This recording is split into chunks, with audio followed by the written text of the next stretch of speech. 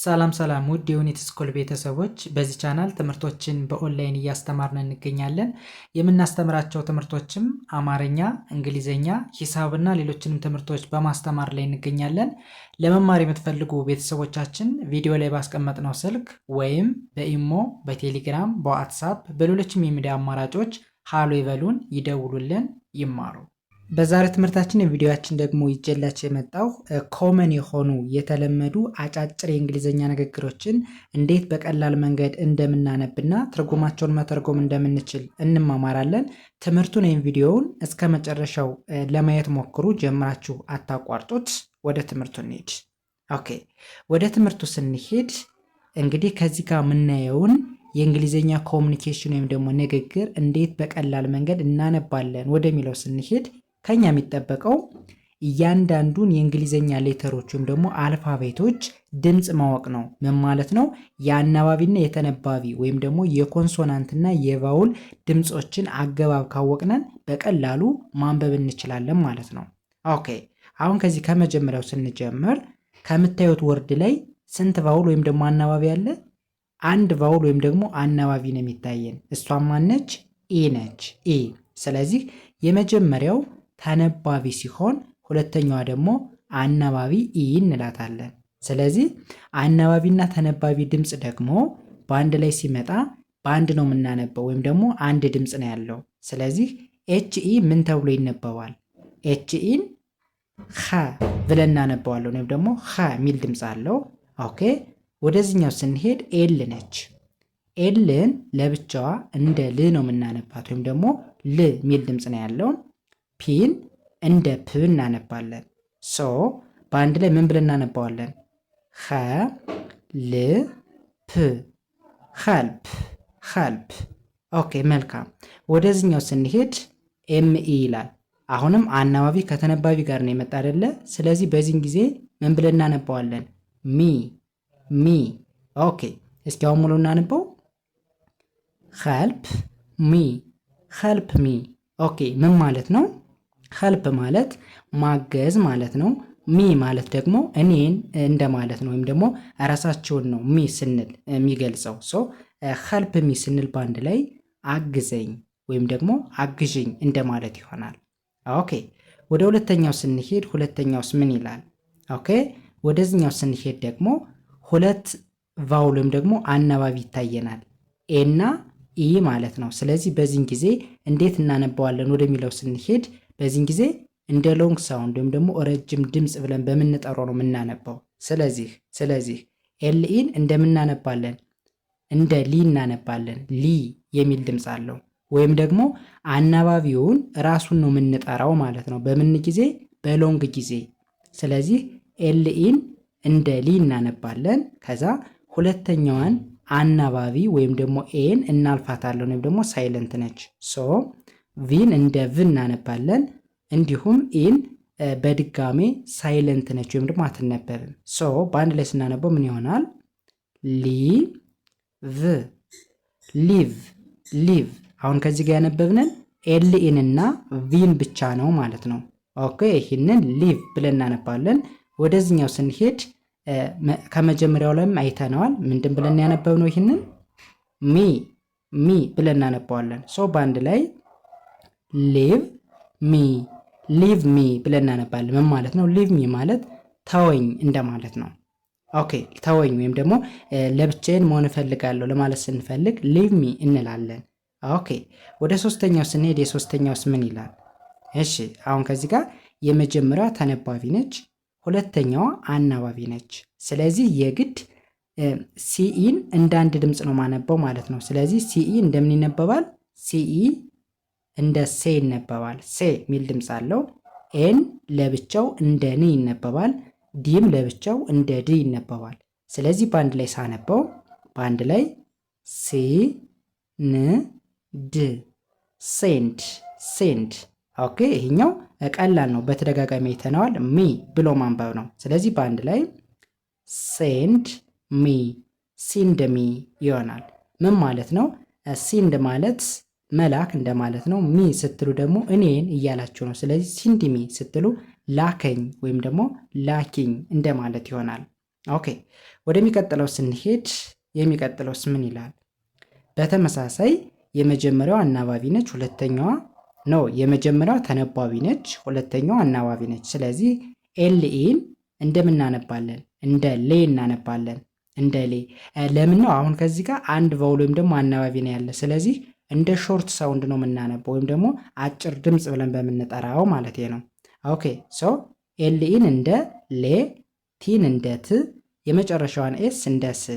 ሰው በአንድ ላይ ሌ ት ስ ሌትስ ሌትስ። ኦኬ ከዛ ጂኦ እንደምን ይነበባል? ጎ ጎ። ኦኬ በአንድ ላይ ሌትስ ጎ ሌትስ ጎ ምን ማለት ነው? እንሂድ እያልነን ነው። እንሂድ ለማለት ስንፈልግ ሌትስ ጎ ማለት ይቻላል። ኦኬ ወደሚቀጥለው ስንሄድ የሚቀጥለውስ ምን ይላል? ኦኬ ከዚህ ጋር ሁለት ቫውል ወይም ደግሞ አናባቢ ይታየናል። ስለዚህ እንደምን ነው የምናነበው? እንደ ሎንግ ሳውንድ። ስለዚህ ቲኢ እንደምን ነው የሚነበብ? እንደ ቲ ነው የሚነበብ ወይም ደግሞ ቲ የሚል ድምፅ ነው ያለው። ያ ማለት አናባቢውን ራሱን ድምፁን ወይም ደግሞ ሌተሩን እንጠራዋለን ማለት ነው። ስለዚህ ቲኢ እንደ ቲ፣ ኤ ሳይለንት ትሆናለች ወይም ደግሞ አትነበብም። ሲኤች እንደ ቺ በአንድ ላይ ስናነበው ቲች ቲች ቲች። ኦኬ ወደዚኛው ስንሄድ በተደጋጋሚ ስላየ ነው አይከብደንም። ሚ ብለን እናነባዋለን። ሶ በአንድ ላይ ቲች ሚ ቲች ሚ ምን ማለት ነው? ቲች ማለት መማር ማለት ነው።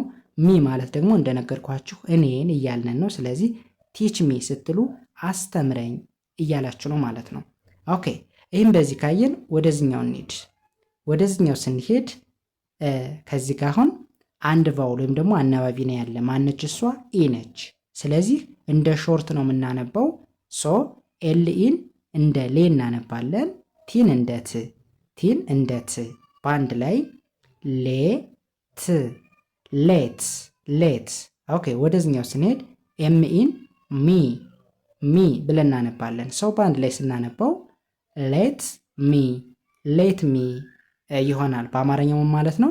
ሌት ማለት ፍቃድ ነው። ሚ ማለት እንደነገርኳችሁ እኔን ለእኔ እያልን ነው። ስለዚህ ሌት ሚ ስንል ፍቀድልኝ ወይም ደግሞ ፍቀጅልኝ ማለት ይሆናል። ኦኬ ከዚህ ጋር ኤስ ስትጨመር ሌትስ ስንል እንሂድ ማለት ይሆናል። ነገር ግን ከኤስ ውጭ ሲሆን ደግሞ ፍቃድ ይሆናል ማለት ነው። ስለዚህ ሌት ሚ ማለት ፍቀድልኝ ወይም ደግሞ ፍቀጅልኝ ማለት ይሆናል ማለት ነው።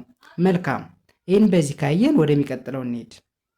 ወደዚኛው ስንሄድ ይህኛውስ ምን ይላል? ኦኬ አሁን ከዚህ ጋር ስንት ቫውል ይታየናል? ሁለት ቫውል ኦ አለች፣ እንደገና ደግሞ ኢ አለች።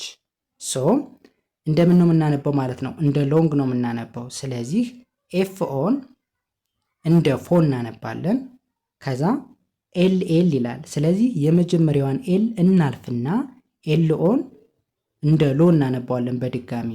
ከዛ ደብሊውን እንደ ው፣ የመጨረሻዋ ኢ ራሷን የቻለ ድምፅ የላትም። እስኪ አሁን እናነባው። ፎ ሎ ው ፎሎ። ኦኬ ወደዚህኛው ስንሄድ ኤምኢ ምን ተብሎ ይነበባል ብለናል? ሚ። ኦኬ እስኪ ባል ላይ እናነበው። ፎሎ ሚ ምን ማለት ነው? ተከተለኝ ወይም ደግሞ ተከተይኝ ማለት ይሆናል ማለት ነው። መልካም ወደ ሁለተኛው ስንሄድ ቢኢ ምን ተብሎ ይነበባል? ቢኢ ሁሌም ቢኢን ካገኛችሁት ራሱን ነው የምንጠራው። ቢ ተብሎ ነው የሚነበበው። ቢ።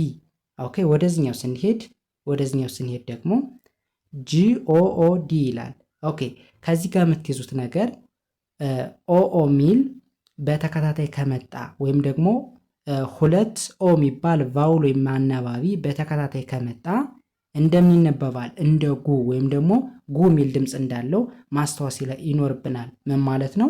ጂኦን እንደ ጎ ሳይሆን ማነበው እንደምን ነው? እንደ ጉ ነው ማነበው። እንደ ጉ። ለምን? እንደነገርኳችሁ ሁለት ኦኦ ሚል በተከታታይ ስለመጣ ማለት ነው።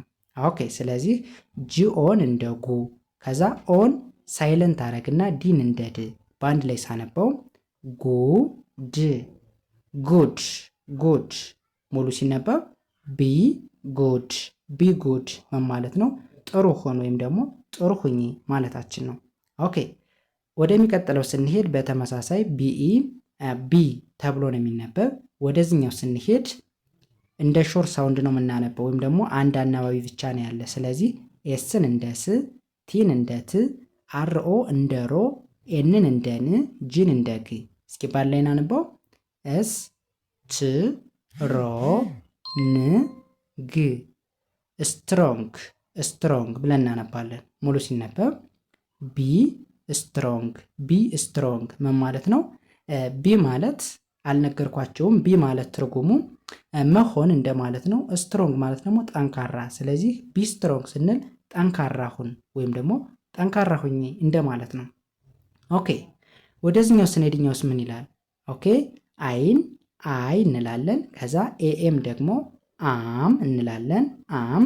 ከዛ ወደዚህኛው ስንሄድ ቢውን እንደ ቢ፣ ኤስን እንደ ስ፣ ዋይን እንደ ይ በአንድ ላይ ቢ ዝ ይ ቢዚ ቢዚ። ሙሉ ሲነበብ አይ አም ቢዚ አይ አም ቢዚ ምን ማለት ነው? ስራ ነኝ ወይም ደግሞ ስራ በዝቶብኛል እንደማለት ነው። ኦኬ መልካም። ወደዚህኛው ስንሄድ በተመሳሳይ ኦኬ አይ እንላለን። ከዛ አም ኦኬ። ወደዚህኛው ስንሄድ ኤችን እንደ ሀ፣ አርን እንደ ር፣ ዲን እንደ ድ ሰው በአንድ ላይ ሀ ር ድ ሃርድ ሃርድ። ሙሉ ሲነበብ አይ አም ሃርድ አይ አም ሃርድ ምን ማለት ነው? ጠንካራ ነኝ ማለታችን ነው። ኦኬ ወደ መጨረሻው ስንሄድ የመጨረሻውስ ምን ይላል? እሺ ጂ አይን እንደ ጊ፣ ቪን እንደ ቭ እናነባለን። ኢ አትነበብም። ሰው በአንድ ላይ ጊ ቭ ጊቭ ጊቭ። ኦኬ ከዛ ኤምኢን ሚ እንላለን። ሙሉ ሲነበብ ጊቭ ሚ ጊቭ ሚ ብለን እናነባዋለን። ጊቭ ማለት መስጠት ነው። ሚ ማለት ለኔ እያለን ነው። ስለዚህ ጊቭ ሚ ስንል ስጠኝ ወይም ደግሞ ስጭኝ እንደማለት ይሆናል። ኦኬ የዛሬ ትምህርታችን የቪዲዮአችን ይህንን ይመስል ነበር። በእርግጠኝነት የምንለቃቸውን ቪዲዮዎች መከታተል ፕራክቲስ ማድረግ ከቻላችሁ በአጭር ቀን ውስጥ ጥሩ ልዩነት ወይም ደግሞ የተሻለ ነገር ታገኛላችሁ ብዬ አስባለሁ። የዛሬ ትምህርታችን የቪዲዮአችን ከዚህ ጋር እናቆማለን። ቀጣይ በሌላ ትምህርት ቪዲዮ እስከምንገናኝ በያላችሁበት መልካም ጊዜ ተመኘሁ። ባይ ባይ።